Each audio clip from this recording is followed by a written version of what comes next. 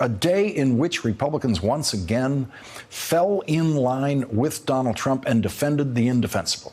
But this time, there were 4 defections. That means President Trump has 4 new members of the House of Representatives to attack. The 4 Republicans who voted to condemn Donald Trump's racist attack on 4 Democratic members of the House of Representatives, all of whom are women of color. The 4 Republicans who stood on the right side of history in tonight's vote are Fred Upton of Michigan, Will Hurd of Texas, Brian Fitzpatrick of Pennsylvania, and Susan Brooks of Indiana. Those Republicans saw Donald Trump's tweeted defense today, and in their votes tonight, they said, no, we don't believe Donald Trump. Every other Republican who voted not to condemn the president, but voted in effect to condemn themselves. They did that. They voted to condemn themselves in history as actively complicit in the president's racism.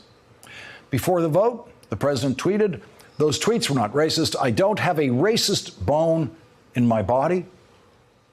The so-called vote to be taken as a Democratic con game. Republicans should not show weakness and fall into their trap. I don't know why the president capitalizes the R in the word racist, the way religious people capitalize the letter G in God out of reverence for that word. Is it Donald Trump's reverence for the word racist? Is that what he is signaling to racists with that uppercase R for racist? Is that what he's doing? Every Republican showed weakness and fell into Donald Trump's racist trap today, except those 4 Republicans who voted against Donald Trump's racism.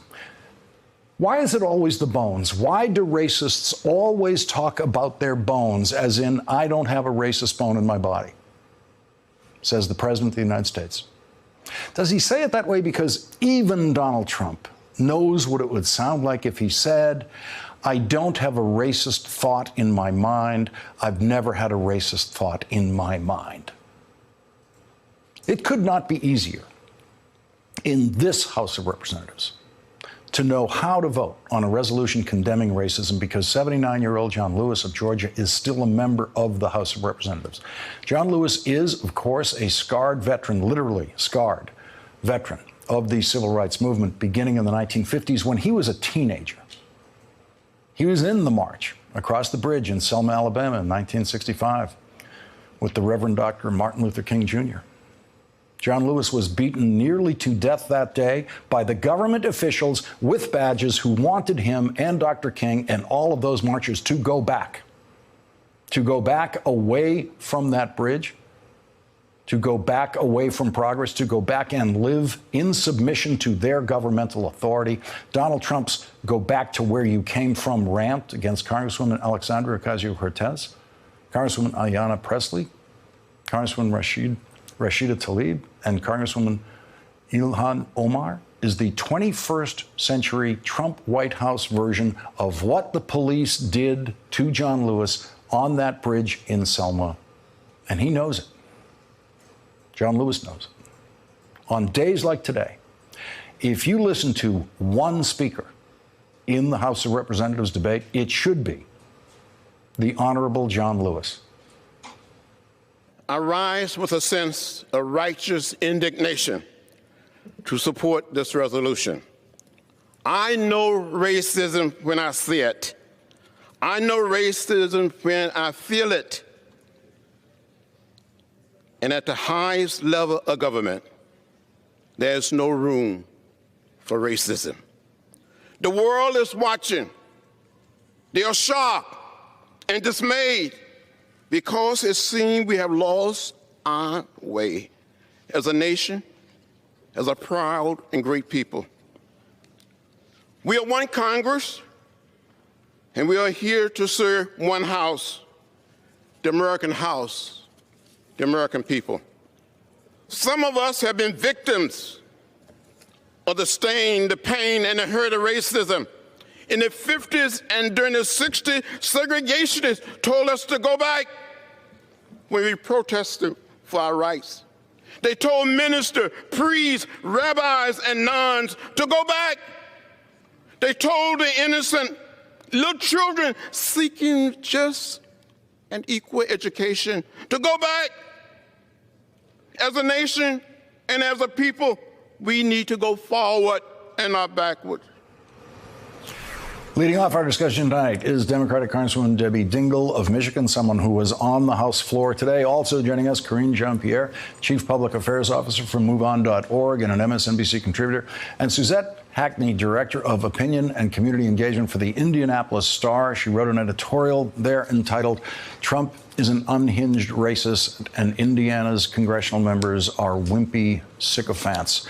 Congresswoman Debbie Dingell, I want to start with you. You were there. You were on the floor.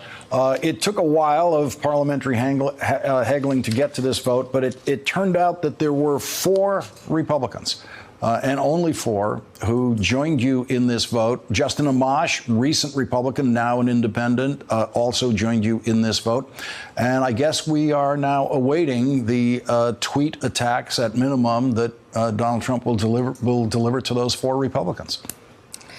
Well, all 4 of those Republicans, as well as Justin, are good friends. And yesterday they spoke up and spoke out against this hatred.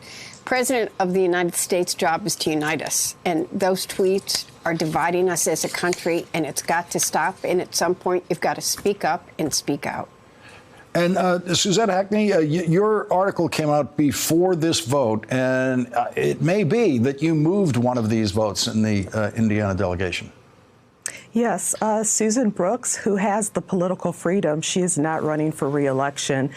She did make a statement saying that the comments were inappropriate, but most of the Indiana delegation did not do so. And I did write, and I said that we all needed to speak out about this. It did not matter which political party. Karine, your reaction to what we saw in the House today? So what we saw today in the House, outside of these 4 very brave Republicans, because now, like you said, they are going to be attacked by Donald Trump any minute now, any second now, is that you have Republicans who decided that they were not going to call out Donald Trump's blatant racism. And what did they do instead? They attacked Democrats for bringing forth a very simple resolution to call out that said racism.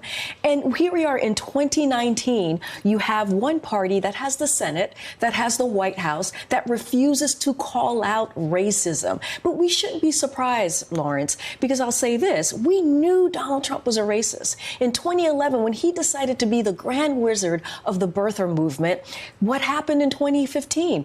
They nominated him, they elected him, and now they encourage him. And this is where we are today in 2019. Congresswoman Dingell, Nick Ramsey, who's one of the producers of Brian Williams' 11th Hour, pointed out on Twitter today that what the president said looks like a violation of federal law under the Equal Employment Opportunity Commission's rules, which say examples of potentially unlawful conduct include insults, taunting, or ethnic epithets, such as making fun of a person's foreign accent or comments like "go back to where you came from," whether made by superiors or coworkers. So it is possible that anyone else working in the federal government could have been fired for what Donald Trump said. It's just that the only way to fire the person in Donald Trump's job is through impeachment. If that were to have been, his tweets were to have been said in any workplace across America, it would have been an instant firing situation. You know, and I want to speak beyond these 4 colleagues of mine, but I represent, it was xenophobic as well. I represent one of the largest Muslim populations in this country. This man does not understand what he's doing to little children. I go into the grade schools there, and I have children grabbing my legs, telling me they're afraid that someone is going to come into their house in the middle of the night, take their family out, and never be seen again. This is the United States of America in 2019. This is not Germany. And we need to think about the message that we are sending to people. We are trying to divide this country with fear, hatred. It's divisive and not acceptable. Well, let's listen to Donald Trump in the past, in the way he describes himself as not being a racist. You're racist, you're racist, you're racist. They keep saying it. Are you racist? Absolutely not. So many of my friends who are black, they say, you are the least racist person. I am the least racist person that you've ever met, believe me. Suzette, your reaction to the way Donald Trump defends himself on this? Well, he started by saying he might as well have just said, I have many black friends. It's just laughable at this point. Karine, I am the least racist person that you have ever met.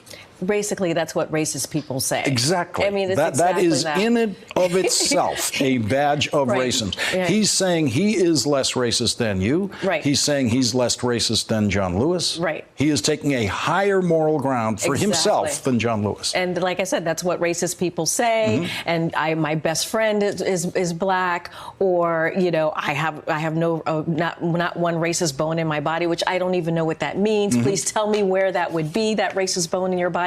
And by the way, what does a non-racist bone looks like? I mean, it is, look, Donald Trump is who he is. He has shown us that over and over and over again in his policies, the way he talks about black people, the way he talks about Mexicans when he first entered the race. He is who he is. And the problem is, Lawrence, is that the reason why he continues this behavior is because Republicans do not hold him accountable. They do not call him out. So what does he do? He doubles down and he triples down. And he's not going to stop because he believes it works. Let's listen to what Speaker Pelosi said on the House floor today. Every single member of this institution, Democratic and Republican, should join us in condemning the president's racist tweets. To do anything less would be a shocking rejection of our values and a shameful abdication of our oath of office to protect the American people. Congresswoman Dingell, what did it feel like on the House today, in the House floor, the overall sensation of that full experience on the floor? It was tense at times. That it broke down when Republicans were trying to get processed votes that didn't get at the substance. They're learning tactics from President Trump, which is divert from the attention on the issue that's really at hand. But our caucus was united. I have not seen our caucus this united in standing up to hatred that we simply cannot tolerate anymore. President Trump gave us a gift on Sunday. He united our caucus in a way it hasn't been in months. And Suzette, what do you see in these four votes, these four Republican votes? And I'm going to you on this. You're in Indiana. It's a very Republican state. One of the members of the Indiana delegation, who you pointed out specifically in your column before this vote, voted against the president today. She is a retiring member, but she's an important member of the House. Is there something in this for future possible cracks of Republican support for the president? Absolutely. I think that Republicans are going to have to start listening to the American people. Yes, I live in a very red state. I have heard from so many readers who reached out to me today on both sides of the aisle, and they said this is unacceptable. We as Americans cannot allow this kind of division to happen any longer. And I think that if these Republicans are going to represent their voters, they are going to have to start listening to their voters. And Americans are very unhappy. I've gotten tons of emails from Republicans who say, I'm a Republican all my life, but we cannot continue to go down this road. And Karine, the president had an opportunity to move on from this. He is the one who kept it alive. He's the one who started started his day tweeting about this every day the last 3 days. So this is clearly a decision of his to keep this going. Right. He believes that it works. He thought he was going to continue the divide, right? Just think about what we were talking about on Saturday or early Sunday, which was Nancy Pelosi versus the squad, as they're called, right?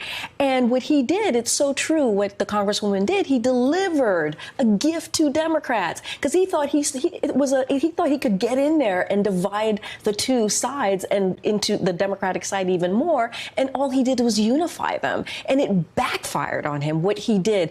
inserting racism actually hurt him more because the majority of the people do not want to hear that. That's what we saw in 2018 when he doubled down with the caravan. We doubled down on immigration. People came out and voted against what Donald Trump was about. It was a referendum on him. He did not learn his lesson. He's thinking, now I'm going to triple down, and it didn't work. And now you see a unified Democratic Party, and they are where the majority of the people are. And Congresswoman Dingell, take us inside the party caucus meeting before this vote. In situations like this, generally as many, if not the entire party, gathers behind a closed door to talk about what's going to happen on the House floor today. What was that meeting like today? You know, it was a candid conversation, but frequently when you're in meetings like this, there are a lot of different opinions. And there wasn't anybody who didn't know that we needed to take this vote, that we needed to stand up. I think that we want to make sure that we stand up to hatred, we stand up to division, but at the same time, we can't let him divert us every single day. We've got to get back to doing the people's business. We've got to deliver for the people. So we've got to get back to health care, which he's not delivering on. He's not lowering prescription drug prices. We have to get back to talking about the environment, to infrastructure. So we're also focused on how we got to get back to working for the people, which he would like to keep us off that message every day. That's what he does. And we cannot let him keep us from delivering for the people that we promised to. And by the way, he's got to deliver for these people, too. He got elected in Michigan because he talked about many of these issues. If we haven't done something about it, he's going to have problems in this next election. Suzette, as a member of the press, how do you see the challenge for journalism in this, in how to cover these kinds of outbursts by the president? Well, first of all, we just have to cover the truth, and we have to call it what it is. We can't dance around it. It's racist. It was racism, and that's why you saw many publications that came out with very hard-hitting editorials and columns like mine, calling it what it is. We have to stand up for America. We guard America. That is our job, and that's what we will continue to do. You know, there's the fake news that's thrown around, and you know, he gets his base all ramped up talking about us and booing us at his rallies and such. But I think we've done nothing but proven that we are here to cover this administration, to cover this president, to uncover the truth, and that's what we will continue to do. Congresswoman Debbie Dingell, Karine Jean-Pierre, Suzette Hackney, thank you all very much for starting us off tonight. Really appreciate it. Thanks for checking out our YouTube channel. Subscribe by clicking on the button below for more from The Last Word and the rest of MSNBC.